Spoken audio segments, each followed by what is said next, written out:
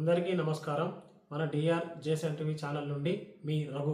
ఇప్పుడు ఆధ్యాత్మికవేత్త ప్రముఖ జ్యోతిష్యుడు అయిన వివి జోషి గారు మన ముందున్నారు. నమస్కారం గురుగారు. ఓం శ్రీ మాత్రే నమః. అందరికీ నమస్కారం అండి. గురుగారు, మరొక చిన్న సందేహము. ఇప్పుడు నక్షత్రాలు నవగ్రహాలు అని అంటారు కదా, ఇంతకుముందు మీరు చెప్పిన విధంగా 27 నక్షత్రాలు 9 నవగ్రహాలు అన్నారు కదా, నక్షత్రాలకు నవగ్రహాలకు అనుసంధానం ఏమిటి గురుగారు? బ్రహ్మాండం అండి. అయితే 27 నక్షత్రాలు, ఈ 27 నక్షత్రాలు మనకు 4 పాదాలుగా విభజిస్తే 27 ఇంటూ 4 అంటే 108 అవుతుందండి. 27 ఇంటూ 4గా మనము పరిగణన తీసుకుంటే 108 అవుతుంది. 108 డివైడెడ్ బై 9 మనం వేసుకుంటే 12 అవుతుందండి.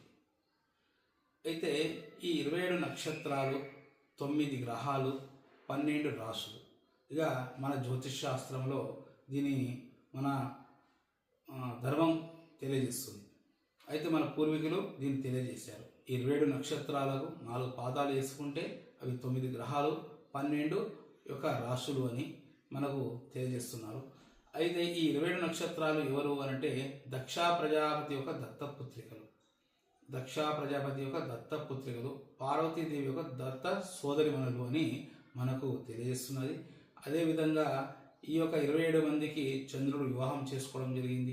ఈ 27 మంది వివాహంలో రోహిణి అనే ఒక నక్షత్రాన్ని ఎక్కువ వారు అభిమానించడం జరిగింది. తర్వాత 26 మంది వెళ్ళి మనకు అక్కడ తెలియజేయడము దక్ష ప్రజాపతికి. దక్ష ప్రజాపతి ఆ రోజు ఆ యొక్క చంద్రుడికి శాపం అనేది ఇవ్వడం జరిగిందని, ఆ శాపమే అమావాస్య అని, అదే ఒక శాపాన్ని విముక్తి చేసిన రోజు పున్నమి అని, ఆ శివుడు ఆ యొక్క దోషాన్ని తీసుకొని ఆ యొక్క శిరస్సు పైన పెట్టుకోవడమే పున్నమి అని మనకు శాస్త్రాలు తెలియజేస్తుంది.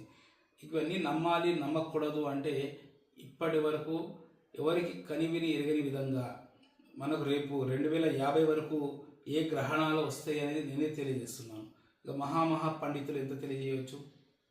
కాబట్టి ఈ యొక్క జ్యోతిష శాస్త్రం అనేది ఏమిటి అంటే పంచభూతాలకు అనుసంధమైనది, మానవుని యొక్క మనుగడకు చాలా ప్రాముఖ్యతమైనది. కాబట్టి 27 నక్షత్రాల యొక్క పాత్ర అనేది చాలా విశిష్టమైనది.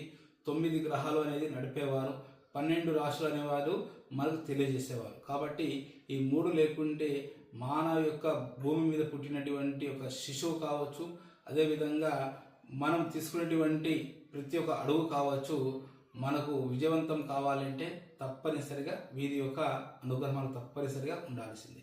చాలా సంతోషం గురుగారు. మా యొక్క సందేహాన్ని తెలిపినందుకు ధన్యవాదములు. ఓం శ్రీమాత్రే నమః. సర్వే జన సుఖినో భవంతు. అందరూ బాగుండాలి, అందులో మనం ఉండాలి.